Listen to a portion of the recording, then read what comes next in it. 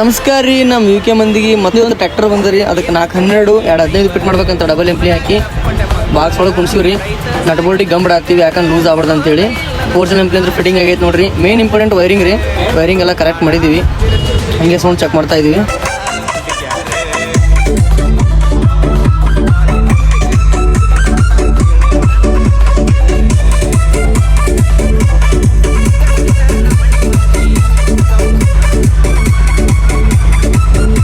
ಎಲ್ಲ ತರ ಫಿಟ್ಟಿಂಗ್ ಅಂತೂ ಮುಗ್ದೈತ್ರಿ. ಈಗ ಸೌಂಡ್ ಹೆಂಗದೆ ಅಂತ ನೋಡೋಣಂತ ಬರ್ರಿ.